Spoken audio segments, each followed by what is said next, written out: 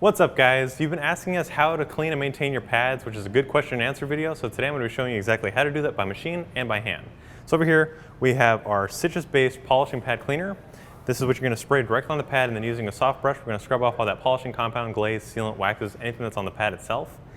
And then later on in the video we're going to show you how to do this by machine. So to get started, I have two dirty pads over here, one microfiber and then one foam pad. And then we'll start off by spraying down the surface using our citrus-based pad cleaner. And I'm only going to do half to show you the cleaning power of the actual cleaner. And then I'm also going to spray the brush for added cleaning power, also lubrication to keep this thing gliding across the surface. And we're just going to start gently working back and forth. And you can see it takes off any kind of residue, polishing compound, or anything that was on the surface nice and easily without harming the pad. So you guys have wondered how many pads do we use during a typical polishing job? Usually if we're using an orange pad, it's only one because we're only using 5 dime-sized drops of product, and that's not clotting up or damaging the pad in any way. So usually if you're polishing your car, you're only going to need about one pad unless you're doing a 2-step polish where you use one for obviously cutting and one for refining. Even for your waxing, glaze, and sealing steps, you only need one pad because it's not going to clot up the pad if you're using the right amount of product. So if you're overdoing it with the product, it'll start to cover the face and then it's going to become useless. But if you're using the recommended 5 dime-sized drops, you only need one pad for your polishing or your glazing steps. So this pad's coming along nicely. After scrubbing one half of it, you can see that it's taken off a lot of that old residue from buildup of polishes, and the other half is still dirty. We have to work on that a little bit, but these pads are actually pretty old. Another question a lot of people ask is how old are your pads, or when do you know when to throw them away? Obviously, if they're not polishing or cutting anymore, that's when they're no good, but this pad has been up there for almost a year now, and it still does a pretty good job. So if you maintain your pads and use the proper amount of polishes, and as long as you're using pad conditioner, these will last you a long time. So we're going to finish cleaning this pad off later. In the meantime, we're going to move over here to our microfiber pad, and it's the same process. We're going to spray down the face of this using our pad cleaner and then gently scrubbing it with our pad detailing brush.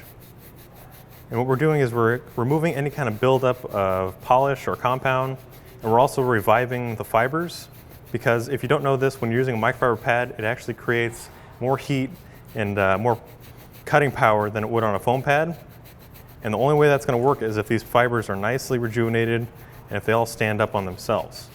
So by pulling off any kind of polish or compound that's in the fibers, it's making it like brand new again.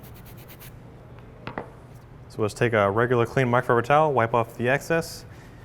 So for those of you guys that have been wondering how to maintain your pads, this is the simplest and easiest way to do it. Just by scrubbing it down using a simple brush and the pad cleaner, it's taking care of all that built up residue of compounds, polishes, and brought back this nice soft feeling. Now over here you can see it's dried out, it's clotted up with all that past residue. This is going to make your pads last by cleaning it, and also you can use this on your foam pads, microfiber, and you can even use it on old school wool pads. So now that I've shown you how to do it by hand, let's move over to the machine and show you the quick way to do this using a machine and pad washer. Now what we're going to do is, I've already got this bucket set up with some water. We're going to add a cap full of the pad cleaner, and then we're going to attach our pad to our rotary machine. You can do this with either a dual action or a rotary machine. I choose rotary because it's a lot faster. I feel like it gets a better clean because it really gets down and deep in there. This is our flex polisher. We'll just attach this, center it as best as we can.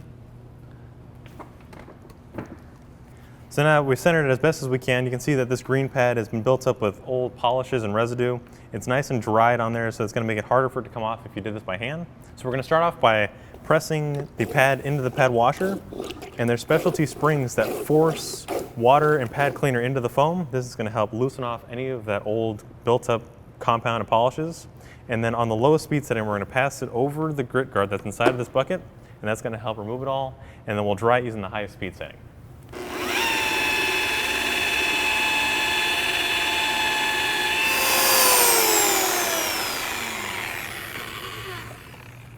And there you have it, guys. You can see just by simply using the pad washer, it's literally done in less than a minute.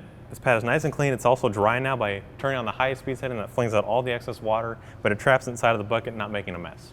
So if you guys want to learn more about these products, go to our website, chemicalguys.com. If you like this video, be sure to give it a thumbs up. We'll see you next time right here in the Detail Garage.